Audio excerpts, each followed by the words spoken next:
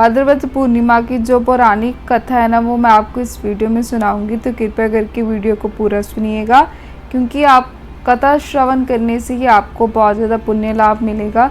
अगर आप व्रत रख रहे हैं तो उसके लिए तो ये कथा सुननी बहुत ज़्यादा ज़रूरी है। अगर आप व्रत नहीं भी रख रहे तो आप केवल कथा जो ये श्रवण करने से ही आपका कल्याण होगा। श्री लक्ष्मी नारायण आप पे कृपा बरसाएंगे और आपकी सोई हुई किस्मत जाग जाएगी। तो कृपया करके वीडियो को पूरा सुनिएगा, क्योंकि श्रवण मात्र से ही लक्ष्मी नारायण आपको आशीर्वाद देंगे। जैसे सबको पता है कि भाद्रपद जो पूर्णिमा है वो 7 सितंबर 2025 को पड़ रही है। तो जो इस दिन आपको पता ही है कि अगर आप व्रत रख रहे हैं तो आप ये कथा सुनिएगा। अगर नहीं रख रहे तो आप सुन भी सकते हैं और किसी को सुना भी सकते हैं। सुनने वाले का, कहने वाले का और श्रवण करने वाले का बहुत ज़्यादा कल्याण होता है। जो भाद्रपद पूर्णिमा के दिन ही श्राद्ध पक्ष भी स्टार्ट हो रहा है, तो ये इसीलिए ज़्यादा पूर्णिमा महत्वपूर्ण मानी जाती है।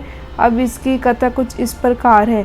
भाद्रपद पूर्णिमा के दिन उमा महेश्वर जो व्रत करने का भी विधान बताया गया है। धार्मिक शास्त्रों में इस पूर्णिमा के दिन भगवान शिव और माता पार्वती है ना, उनकी पूजा की जाती है। इसके साथ ही रात्रि के समय जागरण करना चाहिए।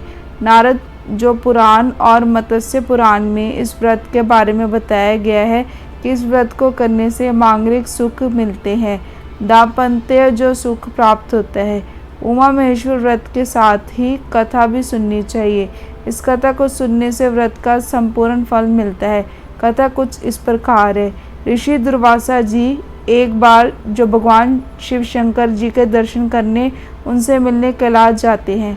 कैलाश पे भगवान शिव और माता पार्वती के दर्शन करके वे अत्यंत प्रसन्न होते हैं।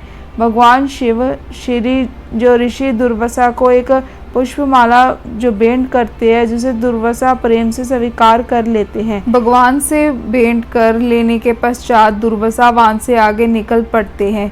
मार्ग में वह भगवान श्री विष्णु जी के दर्शन के लिए उत्सुक होते हैं और उनसे मिलने के लिए विष्णु लोक जाने के लिए आगे निकल पड़ते हैं। लेकिन तभी उन्हें भेंट इंद्र से होती है। तब जो दुर्वा जी भगवान शिव द्वारा उन्हें प्रदान की गई माला वह इंद्र को भी भेंट दे देते हैं।